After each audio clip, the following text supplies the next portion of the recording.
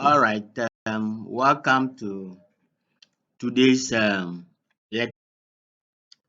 So, developments in logistics. Originally, logistics merely focused on reducing costs in a company, seeking optimization of administrative, warehouse, and distribution process. You see, when you go properly by logistics, what it does is that it reduces the cost of production in the company and ensure that administratively things are done properly in the warehouse.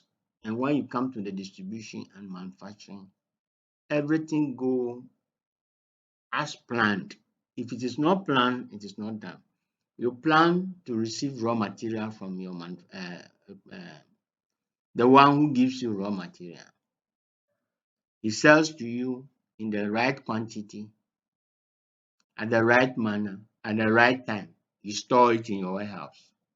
From the warehouse, you have to go. If it's a raw material, it will go for production. From production, you can store the product again in your warehouse, and then later on you distribute. So in all of this, you have to go by the tenets of logistics. Otherwise, you'll be making a mistake and things will not move well. So logistics activities were divided into material management, then distribution management, and you can have in this logistics evolve.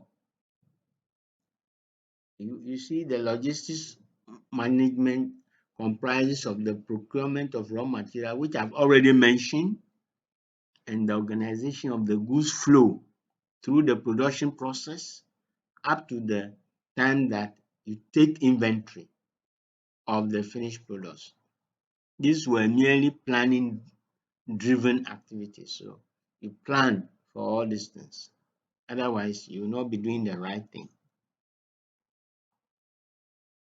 Then we also have physical distribution management, organizing the flow of the finished products to the clients, including the distribution systems, warehouse location.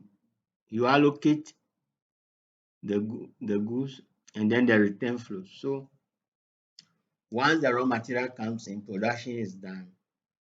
The finished products are sent to the client, and then you can also distribute to other places. And those that you cannot distribute, you keep in a warehouse. Then you can allocate. These activities are more directly driven by the customer's orders.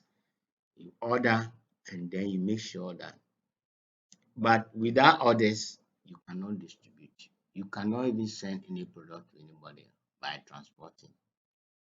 So logistics has evolved to supply chain management. So from logistics, you go to supply chain management. I mentioned this earlier on in my presentation. It's like a chain, so that when the goods are supposed, even the raw material from the raw material state, somebody's raw material is the finished product of his factory. Some people will only manufacture a tie. That's their finished product in their factory. But the tie is a raw material for a car. So logistics has evolved to supply chain management in the sense that these things, when they are manufacturing them, they will be moving in a chain. There should not be any break in the movement from the order to supply to production to distribution. There should not be any break. If there's a break, then it means the chain, the supply which is being done, the change is being broken. So therefore, you will not talk about supply chain management. We only talk about the supply chain management when the goods which are given out, or the raw materials which have gone into the through the various stages and have got that integrated approach, become like a chain as a whole, not only within the company but also between companies active in the same chain.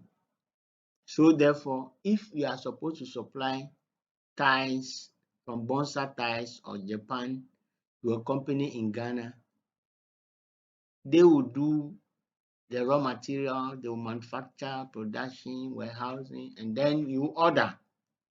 Then it comes to you, you will also use it to manufacture, do all those things, and get the finished product, which is the car, to the one who wants to buy, who is ordering.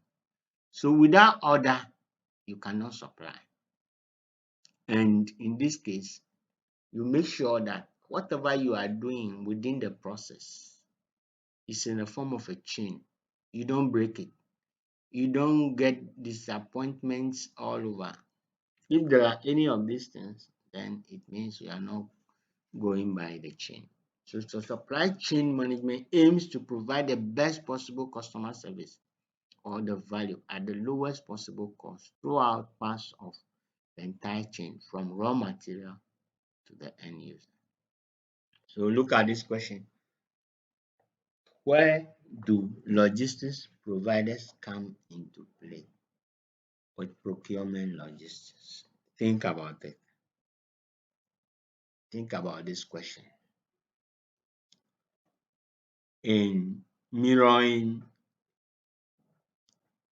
what we have just discussed from the beginning to the end, they are asking you, where do logistics providers come into play with procurement logistics? Lecture